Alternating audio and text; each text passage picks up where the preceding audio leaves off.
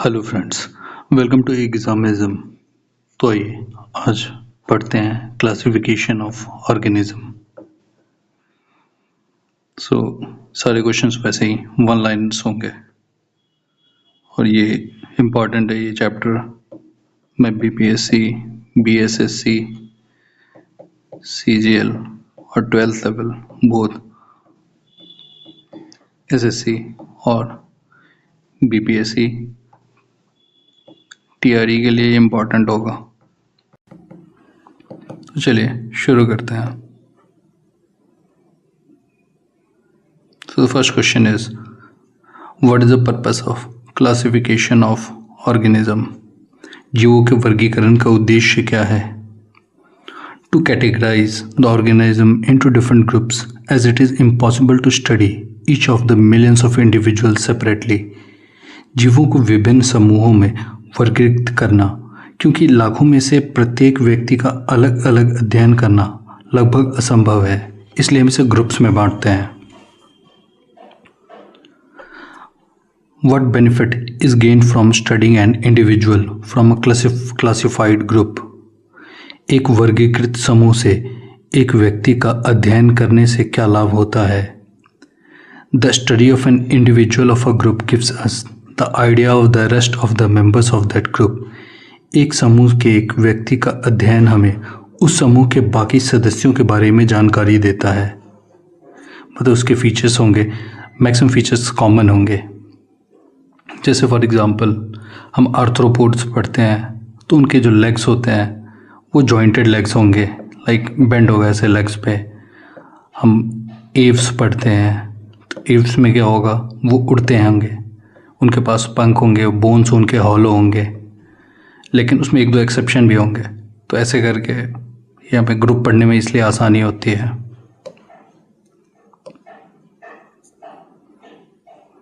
Who divided all organisms into two kingdoms, Plantae and Animalia? सभी जीवों को दो जगतों प्लांटी और एनिमेलिया में किसने विभाजित किया था? The answer is Linus. इनका पूरा नाम है Carl's Linus. Okay, Carl's Linus के बारे में थोड़ी और जानकारी दे देता हूँ। इनको टैक्सोनॉमी का फादर भी कहते हैं और बाइनोमियल नोमेनक्लेचर जो है वो इन्होंने दिया है, जिसमें फर्स्ट होता है जीनस और सेकंड उसमें स्पीसीज होती है। जैसे एग्जांपल हम ह्यूमंस क्या है, होमो सेपियंस हैं। होमो ये जीनस हो गया और ये सेपियंस स्पीसीज हो गई। In which book did Linnaeus propose his two kingdom classification? Linnaeus ने अपनी दो जगत वर्गीकरण प्रणाली किस पुस्तक में दी थी या प्रस्तावित की थी?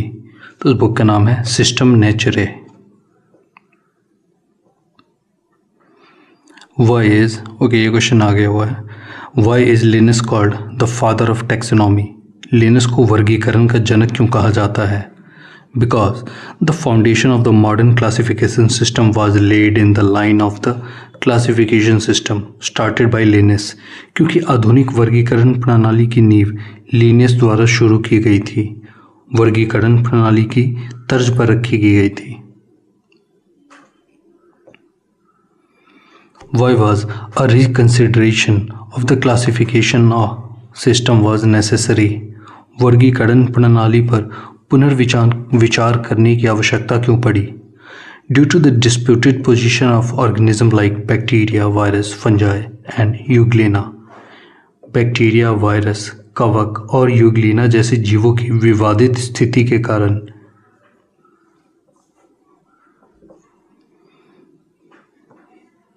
ओके इस क्वेश्चन में और फर्दर इसलिए क्योंकि इससे क्लैरिटी नहीं आ रही थी। जैसे कि बैक्टीरिया, वायरस, फंगी, यूग्लिना, इनको सिंपली प्लांट या एनिमल में नहीं डाल सकते थे, इसलिए इसके बाद फिर विट टेकर ने, उनका नाम था R.H.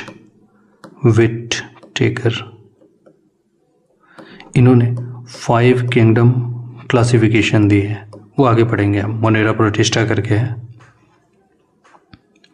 Who wrote the book genera plantarum?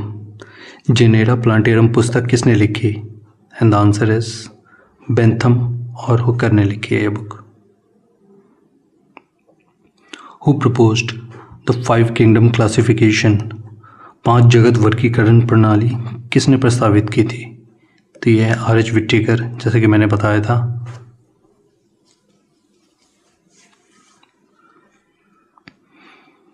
In what year was the 5 kingdom classification was proposed? 5 जगत वर्गीकरण किस वर्ष में प्रस्तावित किया गया था? ये 1969 में किया गया है।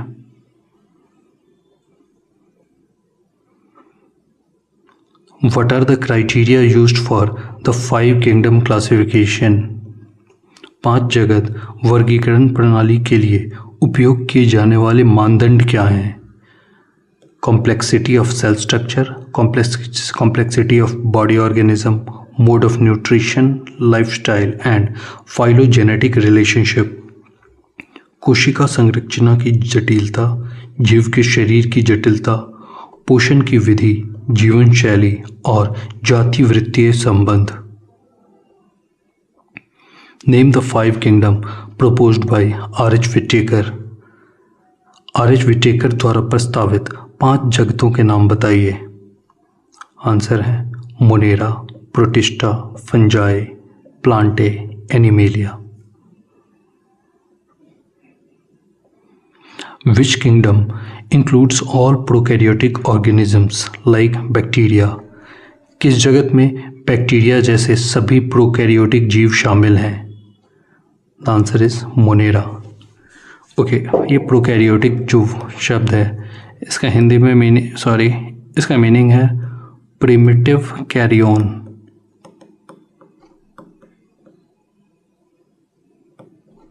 प्रिमिटिव का होता है कोई भी चीज़ जो अपने अर्ली स्टेज में हो, लाइक फुल्ली डेवलप्ड ना हो, ग्रोथ स्टेज में हो। इस वाले में नॉर्मली क्या होता है कि न्यूक्लियस या तो नहीं होता है या फिर एक डेंस मटेरियल जैसी होती है बीच में, और इसका कोई नॉर्मली क्या होता है न्यूक्लियर मेम्ब्रेन होते हैं, मतलब न्यूक्लियर के चारों ओर एक घेरी गई होती है ऐसे करके, वो इसमें मिसिंग होते हैं प्रिमिटिव प्रोकैरियोट्स में। वहाँ पे बस डेंस मटेरियल लाइक होगा। और फिर ये जो साइटोप्लाज्म का एरिया है, ये जो पूरा एरिया है, मैं फिर से बना देता हूँ यहाँ, ये न्यूक्लियस का है। नॉर्मली यहाँ ऑर्गेनेल्स होते हैं, लाइक माइटोकॉन्ड्रिया होंगे, गोल्गी बॉडीज, राइबोसोम्स, ऐसे करके पूरे में ऑर्गेनेल्स होते हैं जो खुद सेल बाउंड हो, जो इनके खुद चारों ओर ऐसी एक परत होती है। वो इसमें सेल बाउंड ऑर्गेनेल्स मिसिंग होते हैं, तो इसमें वही ऑर्गेनेल्स होंगे, मतलब वही छोटे ऑर्गन्स होंगे इस सेल के जिसमें मेम्ब्रेन्स ना हो, बाहरी परत जिसमें ना हो। आगे बढ़ते हैं इसके बारे में। How does the text describe the relationship between bacterial structure and behaviour? पाठ में जीवाणु संरचना और व्यवहार के बीच संबंध का वर्णन कैसे किया गया है? Bacterial structure is very simple but they show very complex behaviour. जीवाणु संरचना बहुत सरल है लेकिन वे बहुत जटिल व्यवहार दर्शाते हैं। What types of autotrophic nutrition can bacteria have?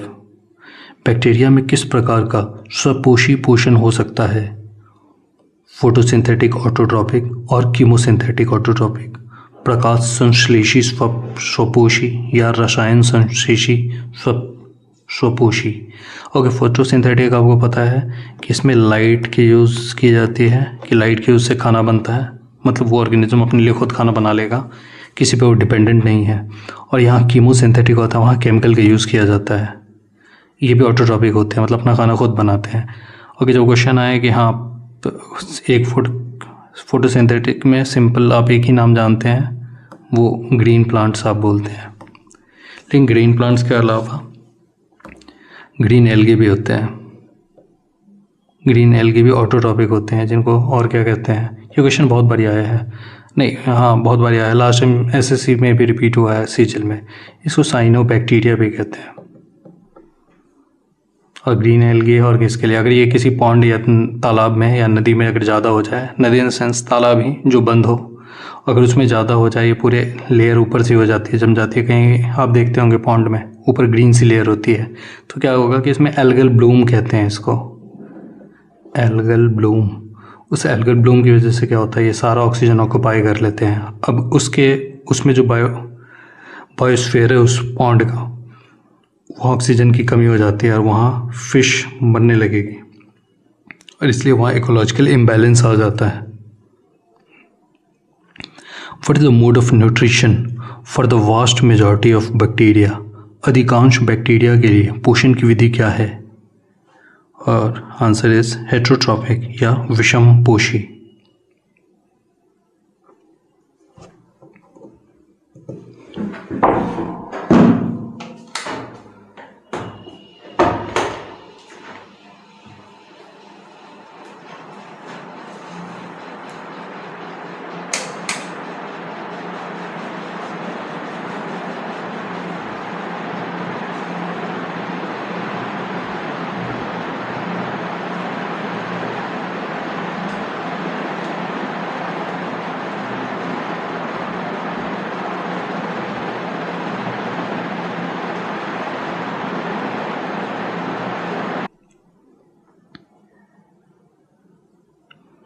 Okay, question है what are the two groups of bacteria mentioned in the text?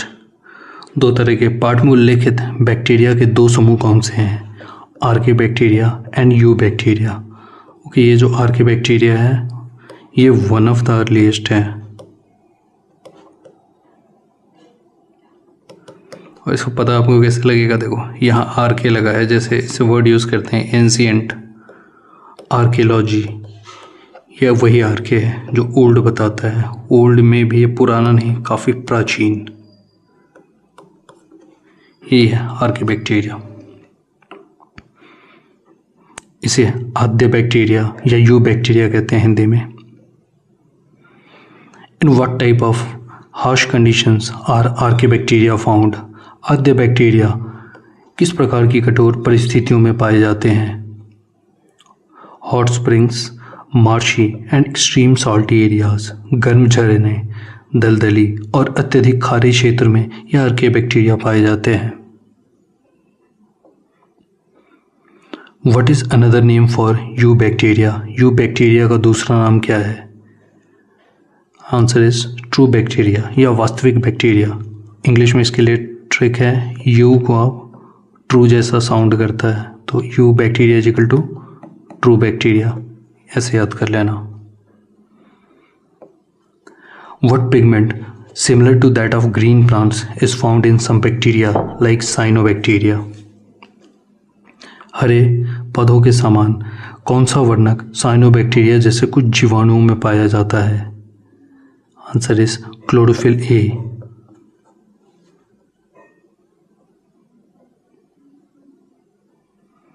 Which two organisms are mentioned to have the ability to fix atmospheric nitrogen? किन दो जीवों में वायुमंडलीय nitrogen को स्थिर करने की क्षमता का उल्लेख है? And the answers are Nostoc and Anabaena. Nostoc और एनाबेना इसका सही उत्तर है। What specialized cells in nostoc and anabaena allow them to fix nitrogen? तो नॉस्टॉक और एनाबेना में कौन सी विशेष कोशिकाएं उन्हें नाइट्रोजन स्थिर करने की अनुमति देती है? And the last answer is हेटेरोसिस्ट्स।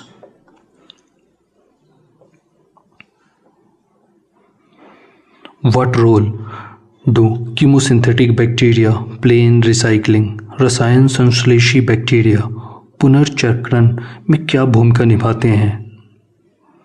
They play a great role in recycling nutrients like nitrogen, phosphorus, iron and sulfur. Way nitrogen, phosphorus, लोहा और सल्फर जैसे पोषक तत्वों को पुनर्चक्रण में बड़ी भूमिका निभाते हैं। इसको याद कैसे करेंगे? जैसे कि प्लांट्स के लिए इम्पॉर्टेंट कौन से होते हैं? खाद वगैरह, या खाद में आपने सुना होगा NPK, ये वही है NP। K is missing, potassium is missing, nitrogen है, फॉस्फोरस है, K तो नहीं है, आयरन एंड सल्फर। इसके लिए तो कोई ट्रिक नहीं होगी, आप ऐसे ही याद कर लेना इसको। What is the function of heterotrophic bacteria? विषमपोषी बैक्टीरिया का क्या कार्य है? दे आर डिकम्पोजर्स, वे अपघटक हैं। क्वेश्चन है for what human activities are bacteria considered helpful? Bacteria को किन मानवीय गतिविधियों के लिए सहायक माना जाता है? Answer, making curd, antibiotics, fixing nitrogen etcetera. दही बनाना, एंटीबायोटिक्स और नाइट्रोजन स्थिरीकरण आदि। और नाइट्रोजन स्थिरीकरण में आपने कौन सा पढ़ा है? दो, नॉस्टॉक और एनाबेना। क्वेश्चन है, what is the main method of reproduction for bacteria? Bacteria के लिए प्रजनन की मुख्य विधि क्या है? आंसर इज फिजन या विखंडन। What are mycoplasma and what key feature do they lack? Mycoplasma क्या है और उनमें किस प्रमुख विशेषता का अभाव है? They are the smallest organism that lack a cell wall. वे सबसे छोटे जीव हैं जिनमें कोशिका भित्ति का अभाव होता है। ओके, माइकोप्लाज्मा के बारे में बताऊं, इसको पीपीएलओ भी कहते हैं, पीपीएलओ, जिसका मतलब है ल्यूरो। ये ल्यूरो की स्पेलिंग ऐसे है, pleuro pneumonia like organism.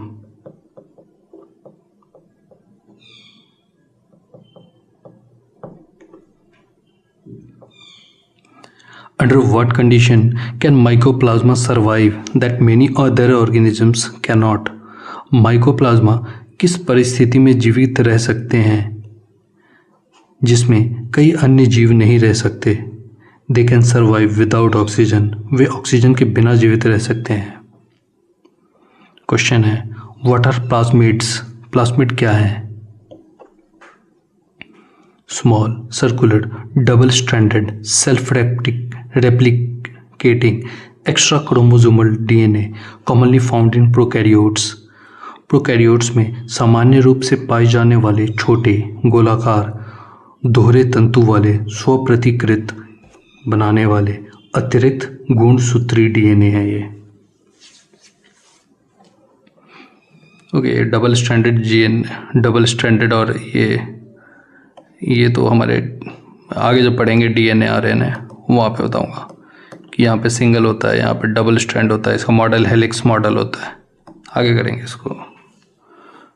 Okay, DNA से याद आया, डीएनए दो जगह पाए जाएंगे, एक तो ये, एक यहाँ होगा डीएनए इसके अंदर, न्यूक्लियस के अंदर, ये मैं ह्यूमन सेल्स की बात कर रहा हूँ, और ये डीएनए यहाँ होगा, साइटोप्लाज्म में भी होगा। और ये साइटोप्लाज्म इसीलिए बोलते हैं कि जब वुमेन या मदर होती है वो बीमारी कैरी करने के लिए उसी को रिस्पॉन्सिबल माना जाता है, क्योंकि जितने भी ये माइटोकॉन्ड्रियल डिजीज़ होंगे, ये mitochondria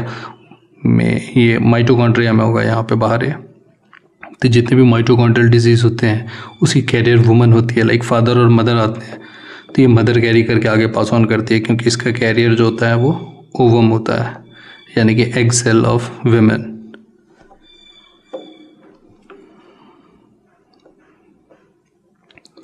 which kingdom are single celled eukaryotes placed under? सभी एक कोशिकाओं यूकैरियोट्स को किस जगत के अंतर्गत रखा गया है? Answer is protista. जितने भी सिंगल सेल्ड और यूकैरियोट्स हैं उसको इससे पहले जो है मोनेरा में जो है, मोनेरा के बाद प्रोटिस्टा आता है, तो मोनेरा में जितने वो सारे प्रोकैरियोट्स हैं और ये प्रोटिस्टा में आते हैं, सिंगल सेल्ड आते हैं। ये धीरे धीरे से फिर आगे आएंगे तो होलसम यूकैरियोट्स आएंगे, मतलब पूरी तरह से जो यूकैरियोट्स आएंगे वो इसके आगे आएंगे, इसलिए धीरे धीरे ये प्रोग्रेशन है। क्वेश्चन है, which organisms are included in the group protista? Protista समूह में कौन से जीव शामिल हैं? Diatoms, dinoflagellates, euglenoids, slime moulds and protozoans. Diatom, dino ये हिंदी में भी वैसे ही है, और स्लाइम मोल्ड्स को यहाँ दिया है, और पंख कवक और प्रोटोजोआ। क्वेश्चन है, what is the habitat and mode of nutrition for dinoflagellates? Dinoflagellates का निवास स्थान और पोषण की विधि क्या है? They are mostly marine and photosynthetic. वे अधिकतर समुद्री और प्रकाश संश्लेषक होते हैं। क्वेश्चन है, what is the mode of nutrition for slime moulds? अवपंख कवक के लिए पोषण की विधि क्या है? तो क्या है? They are saprophytic protists. वे मातृजीवी प्रोटिस्ट हैं। द क्वेश्चन है, what is the mode of nutrition for protozoans? Protozoa के लिए पोषण की विधि क्या है? They are heterotrophs. वे विषमपोषी होते हैं। List 4 groups of protozoans mentioned and provide an example for each. उल्लिखित प्रोटोजोआ के 4 समूहों की सूची बनाएं और प्रत्येक के लिए उदाहरण प्रदान करें। ओके, 4 टाइप के हैं। यह है अमीबॉइड प्रोटोजोआंस, जिसके एग्जाम्पल अमीबा है। फ्लैजिलेटेड प्रोटोजोआंस, जिसका एग्जाम्पल ट्राइपैनोसोमा है। सीलिएटेड प्रोटोजोआंस, एग्जाम्पल पैरामीशियम है। एंड स्पोरोजोआंस प्लाज्मोडियम है। हिंदी में अमीबीय प्रोटोजोआ, उदाहरण अमीबा। कशाभिकीय प्रोटोजोआ, एग्जाम्पल टिप्रैनोसोमा।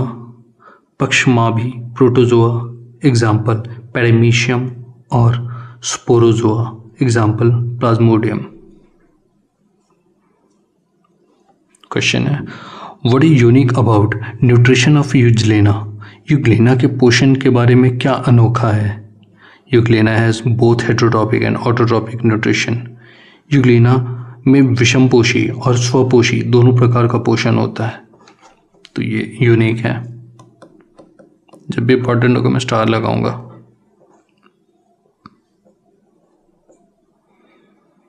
क्वेश्चन है, why is euglena considered a connecting link between plants and animals? Euglena को पौधों और जानवरों के बीच एक संयोजक कड़ी क्यों माना जाता है? Because it has characteristics of both, such as autotrophic like plants and heterotrophic like animals nutrition। क्योंकि इसमें दोनों की विशेषताएं हैं, जैसे स्वपोषी पौधों की तरह और विषमपोषी जानवरों की तरह। तो आप इसको याद करना, इसको याद रखना, ये इसलिए इम्पॉर्टेंट है कि ये क्या है, ये कनेक्टिंग लिंक है। फर्स्ट क्वेश्चन तो ये है कि कनेक्टिंग लिंक है, और नेक्स्ट क्वेश्चन जब पूछेंगे तो क्या बताओगे कि ये विषमपोषी स्वपोषी दोनों हैं, like both autotrophic as well as heterotrophic, इसलिए कनेक्टिंग लिंक है प्लांट और एनिमल किंगडम के बीच में। विच किंगडम इज, ऐसे ही एक और लिंक है, उसको आर्केप्टेरिक्स कहते हैं। आर्केप्टेरिक्स कहते हैं इसको। ये एक फॉसिल मिला था, वो देखने में बर्ड की तरह लग रहा था, लेकिन फॉसिल को जब वो देखा गया तो इसमें विंग्स थे, लेकिन बहुत सारे फीचर्स इसके रेप्टाइल्स जैसे थे, इसलिए इसको कहते हैं कि हाँ ये एव्स और रेप्टाइल्स के बीच का है, यानी कि इनका कनेक्टिंग लिंक या ट्रांसफॉर्मिंग लिंक है। तो आर्केप्टेरिक्स है, देखना आगे आएगा तो फिर बताता हूँ इसके बारे में। Which kingdom is characterized by non green plants with heterotrophic nutrition? किस जगत की विशेषता विषमपोषी पोषण वाले गैर हरे पौधे हैं? Answer is fungi. फंजाई कवक इसका सही उत्तर है। फंजाई को वैसे भी बोलचाल की भाषा में नॉन ग्रीन प्लांट्स कहते हैं, पर इसे अलग डिवाइड कर दिया गया, इसको फंजाई कैटेगरी अलग बना दी गई है। क्वेश्चन है, how do most fungi obtain nutrition and what are they called? अधिकांश कवक पोषण कैसे प्राप्त करते हैं और उन्हें क्या कहा जाता है? They are saprophytes obtaining their nutrition from dead and decaying organic matter. वे मृत जीवी हैं जो मृत और सड़ने वाले कार्बनिक पदार्थों से अपना पोषण प्राप्त करते हैं। ट्रू फॉल्स या ऐसे कुछ क्वेश्चन में आ जाए जहाँ एक से ज़्यादा ऑप्शन होते हैं, लाइक वन ओनली, 1 और 2 ओनली, वहाँ पे देखना आप ये ऑर्गेनिक होना चाहिए। अगर इनऑर्गेनिक हो तो वो गलत होगा। क्वेश्चन है, what examples of saprophytic fungi are given in the text? पाठ में मातृजीवी कवक के कौन से उदाहरण दिए गए हैं? ये सिंपल है, फंजाई के एग्जांपल है मशरूम्स एंड टोडस्टूल्स। मशरूम आपको पता होगा, टोडस्टूल याद कर लेना।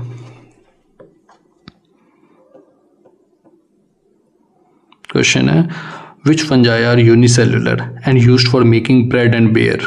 कौन से कवक एक कोशीय हैं और ब्रेड और बेयर बनाने के लिए उपयोग किए जाते हैं? ये आपको पता होगा, यीस्ट हैं। और यीस्ट क्या करते हैं, कहीं भी अगर यीस्ट का यूज़ करते हो तो ये शुगर को अल्कोहल में चेंज करते हैं, शुगर को अल्कोहल में। उसमें क्या होगा कि CO2 रिलीज होगी। इसी वजह से ये शुगर इनका खाना है, शुगर इनका खाना है। तो ये क्या होता है, जब भी आप डालोगे किसी भी, जैसे कि इसमें ब्रेड बनाने में या फिर पिज़्ज़ा का जो बेस होता है उसमें डालते हैं, तो क्या होगा कि वो जब CO2 रिलीज होगा तो वो राइज होगा, तो वो राइज होकर के ऊपर आएगा। जो भी आटा गूंदा हुआ है जो भी है वो राइज होकर ऊपर आएगा। ये किस वजह से होगा, रिलीज ऑफ CO2 की वजह से। और फाइनली क्या होता है, अगर आप चीनी में जैसे शराब बनाई जाती है किसी भी फल से या फिर चावल से, तो उसमें क्या होगा, राइस में क्या है, कार्ब्स हैं या कार्बोहाइड्रेट जिसको कहते हो, वो कार्ब्स क्या है, शुगर ही तो है। तो उस शुगर पे ये फीड करेगा, उस पर ये खाएगा, उसको फाइनली अल्कोहल में बदल देता है। वो जो शराब बनती है लोग उसको पीते हैं, वही है यीस्ट।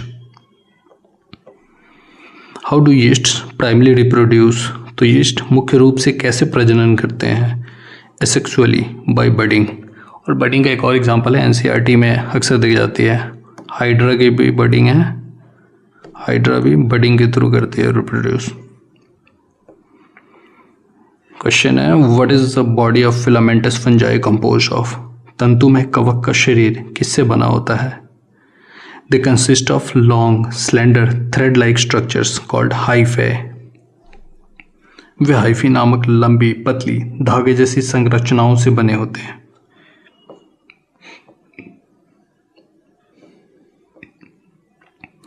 क्वेश्चन है which fungus is extensively used in biochemical and genetic studies. जैव रासायनिक और आनुवांशिक अध्ययनों में बड़े पैमाने पर किस कवक का उपयोग किया जाता है? Answer is Neurospora. Question what is Rhizopus also known as. Rhizopus को किस नाम से जाना जाता है? तो उसे क्या कहते हैं, ब्रेड मोल्ड के नाम से भी जाना जाता है। इसको आप कैसे पहचानेंगे? अभी जैसे अभी अगस्त के आसपास, स्पेशली जुलाई अगस्त सितंबर के आसपास ब्रेड को अगर आप बाहर छोड़ देंगे तो क्या होगा, उस पर ग्रीन ग्रीन ग्रीन ग्रीन सा ऐसे लग जाता है फंगस जैसा, वो ग्रीन कलर का वही राइजोपस है, ब्रेड मोल्ड भी कहते हैं उसको। क्वेश्चन है what is the symbiotic association between fungi and algae called. ये क्वेश्चन आपको इसका आंसर पता होगा। कवक और शैवाल के बीच सहजीवी संबंध को क्या कहा जाता है? तो क्या है ये, लाइकेन, लाइकेन कहते हैं। और ये क्वेश्चन पूछ लेता हूँ मैं, लाइकेन कैसे पता लगेगा कि कहीं पे लाइकेन अगर कहीं पे ना उग रहा हो, उससे क्या पता लगता है? बस ये पता लग रहा होता है कि वहाँ SO2 की पॉल्यूशन ज़्यादा है। जहाँ SO2 पॉल्यूशन बढ़ती है वहाँ लाइकेन कम हो जाते हैं। तो ये जो लाइकेन है वो इंडिकेटर है SO2 पॉल्यूशन का, सल्फर डाइऑक्साइड। और क्या, SO2 का ही बोल देता हूँ, बता देता हूँ। SO2 का क्या है, SO2 की पॉल्यूशन जब ज़्यादा हो जाएगी तो क्या होगा, वहाँ पे वो फर्दर H2SO3 और H2SO4 बनाएगा, लाइक सल्फ्यूरस और सल्फ्यूरिक एसिड। तो और ऐसे करके बारिश जब होती है तो इसी को एसिड रेन कहते हैं, एसिड रेन। वही सल्फ्यूरिक एसिड की जो बारिश होती है उसको एसिड रेन कहते हैं। What is the symbiotic association between fungi and the roots of higher plants called. कवक और उच्च पौधों की जड़ों के बीच सहजीवी संबंध को क्या कहा जाता है? माइकोरिजिया। माइकोरिजिया इज द राइट आंसर। तो दो सिम्बायोटिक रिलेशन आप पढ़ चुके हो। पहला कौन था, इससे पहले कौन सा था? लाइकेन का क्या है, लाइकेन फंजाई और एल्गे है।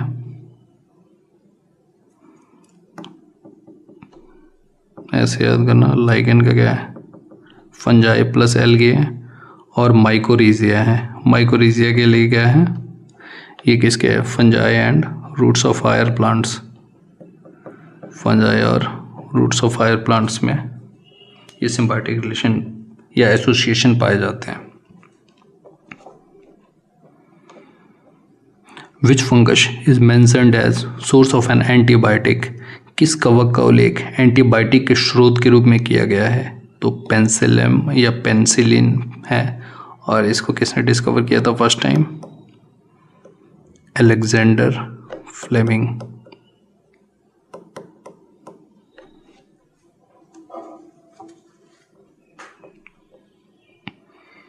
According to the text, what organisms are included in kingdom Plantae?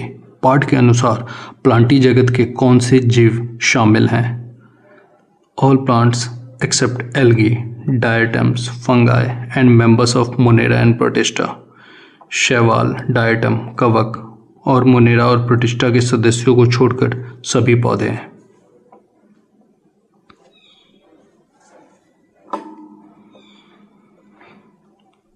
According to the text, what organisms are included in kingdom Animalia? ये क्वेश्चन उतना इंपॉर्टेंट नहीं है, प्लांट और एनिमल का इन्होंने सही डेफिनेशन नहीं दी है, तो ये क्वेश्चन भी उसी पे है। फिर भी इसके एक्सेप्शन देख लो आप।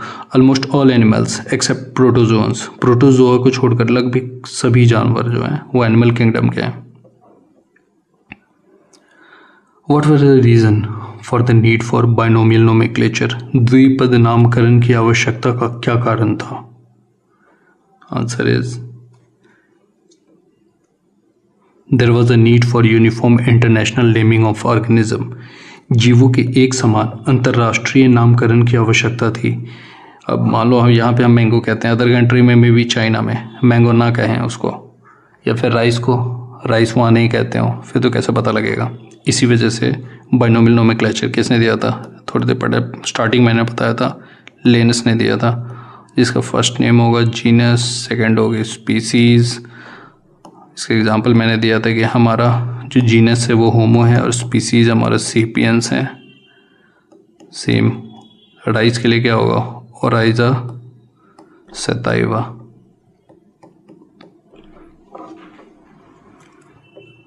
और ये लिनस ने दिया था। लिनस कौन है? फादर ऑफ टेक्सोनॉमी है, टेक्सोनॉमी के फादर हैं। और इनकी किताब क्या थी? सिस्टेमा नेचुरे।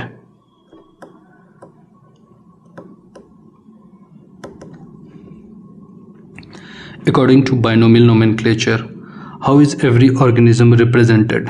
द्विपद नामकरण के अनुसार प्रत्येक जीव को कैसे दर्शाया जाता है? By two proper names. The first name is the genus and the second name is the species. जैसे मैंने बताया था, दो उचित नामों से, पहला नाम वंश है और दूसरा प्रजाति है। What are the capitalization rules for writing a scientific name in binomial nomenclature?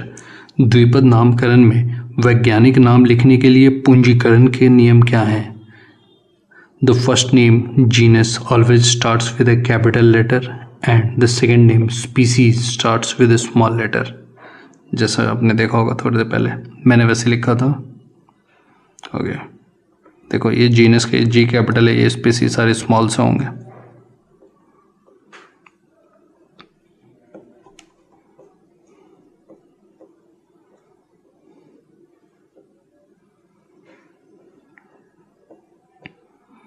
In scientific name, Homo sapiens, which name represents the genus and which represents the species? वैज्ञानिक नाम होमो सेपियंस में कौन सा नाम वंश और का प्रतिनिधित्व करता है और कौन सा प्रजाति का? होमो is the name of genus and sapiens is the name of species. होमो वंश का नाम है और सेपियंस प्रजाति का नाम है।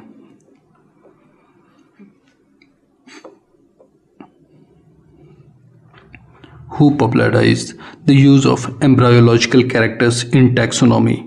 वर्गीकरण में भ्रूण संबंधी लक्षणों के उपयोग को किसने लोकप्रिय बनाया? और ये इंडियन थे, इनका नाम था पंचानन महेश्वरी।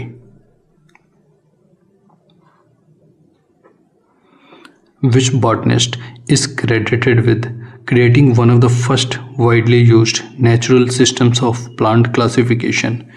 किस वनस्पति शास्त्री को पादप वर्गीकरण की पहली व्यापक रूप से उपयोग की जाने वाली प्राकृतिक प्रणालियों में से एक बनाने का श्रेय दिया जाता है?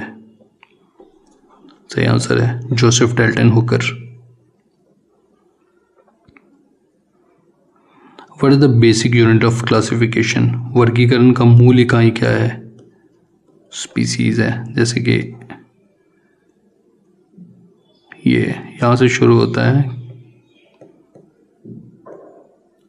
किंगडम से शुरू होके लास्ट जीनस और स्पीसीज है। तो मूल इकाई ये स्पीसीज हो गई सबसे छोटी, वो जीनस के अंडर में आती है।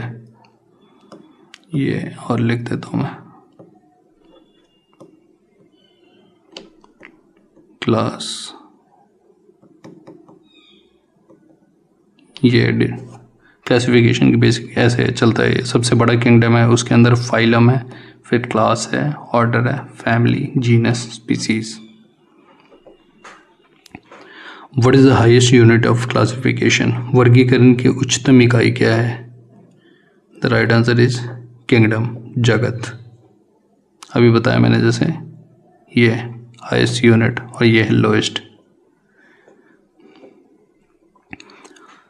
On what is the phylogenetic system of classification based?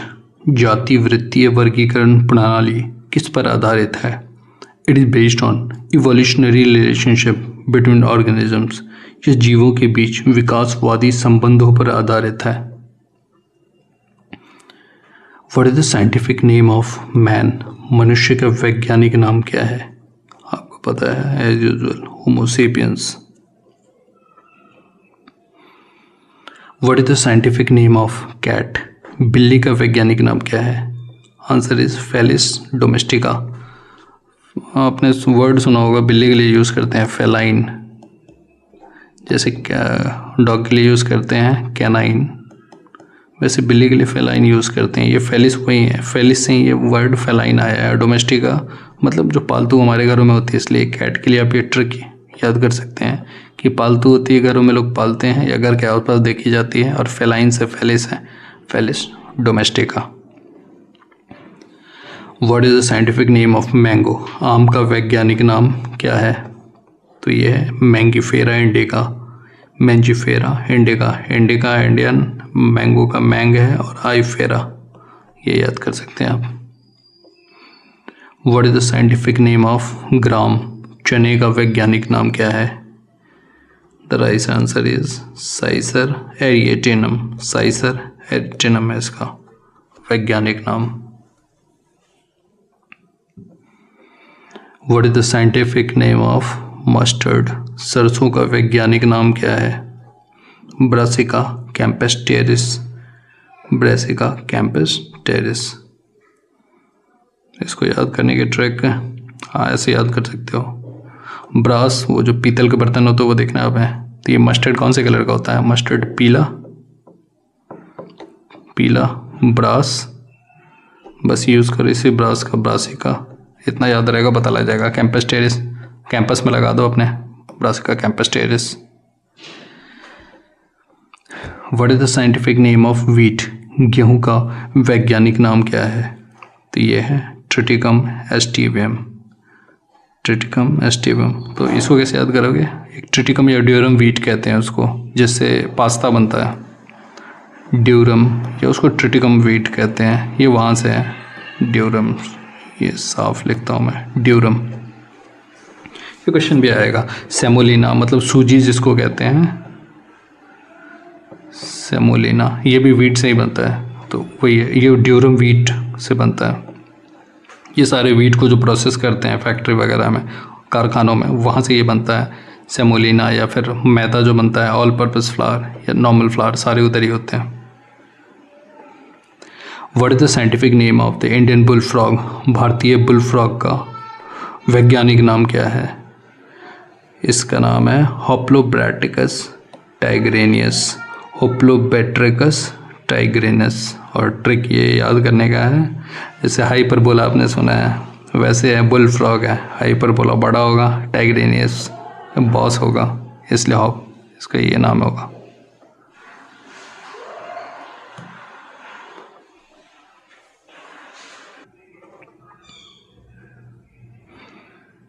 Question है what is the scientific name of the dog.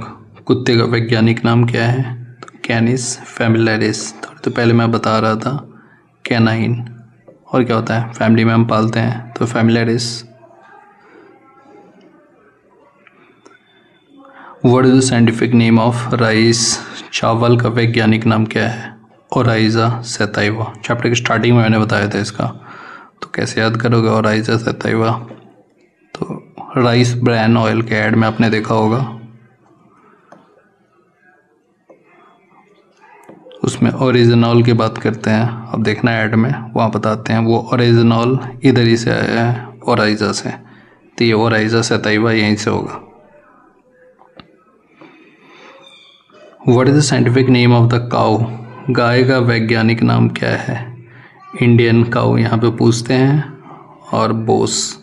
Normally ये बोस अक्सर यूज़ होगा, काऊ बफलो ये सब में देखा जाएगा, इसलिए बोस इंडिकस। मतलब यहाँ पे पालते अच्छी खासी हमारे यहाँ इज्जत है सोसाइटी में, बॉस से इसको कनेक्ट कर लेना, और इंडिया है तो indicus. What is the scientific name of house fly. घरेलू मक्खी का वैज्ञानिक नाम क्या है? फिर से घर के आसपास देखी जाती है तो डोमेस्टिका, और मक्खी है तो मस्का। तो क्या बोलोगे? Musca domestica. Question what is the scientific name of pea. मटर का वैज्ञानिक नाम क्या है?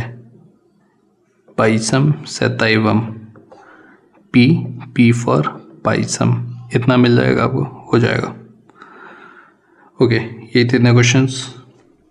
तो मिलते हैं फिर किसी अगले वीडियो में, और अब बताना ये कंटेंट कैसा लगा। कोई इम्प्रूवमेंट की ज़रूरत है तो भी बताना आप।